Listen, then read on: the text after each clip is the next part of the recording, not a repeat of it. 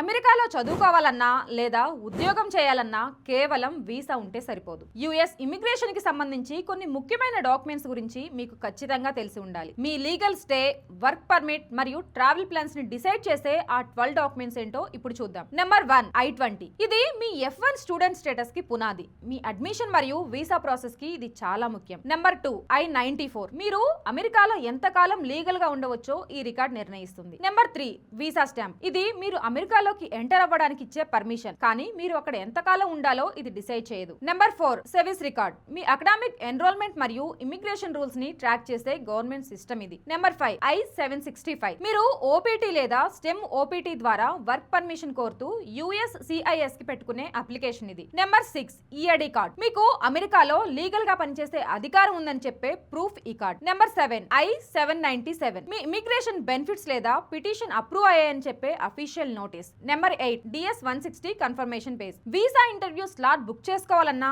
Attend అవ్వాలన్నా ఈ page తప్పనిసరి. Number 9 I-129 petition. H-1B, O-1 లేదా L-1 లాంటి వర్క్ వీసాల కోసం మీ ఎంప్లాయర్ ఫైల్ చేసే పిటిషన్ ఇది. Number 10 I-485. అమెరికాలో ఉంటూనే పర్మనెంట్ రెసిడెన్సీ లేదా గ్రీన్ కార్డ్ కోసం అప్లై చేసే process. Number 11 RFE request for evidence. మీ అప్లికేషన్ పై ఫైనల్ డెసిషన్ తీసుకునే ముందు USCIS అదనపు సమాచారం కోరుతూ పంపే notice. Number 12 biometric appointment notice. మీ ఐడెంటిటీ వెరిఫికేషన్ కోసం ఫింగర్ ప్రింట్స్ మరియు ఫోటోలు తీసుకునే అపాయింట్మెంట్ నోటీస్. ఈ డాక్యుమెంట్స్ గురించి అవగాహన ఉంటే మీ ఇమిగ్రేషన్ జర్నీ చాలా సులభం అవుతుంది. మీకు ఏదైనా స్పెసిఫిక్ డాక్యుమెంట్ గురించి కంప్లైంట్ డీటెయిల్స్ కావాలి అంటే కామెంట్ చేయండి. ఛానల్ని ఫాలో అవ్వండి.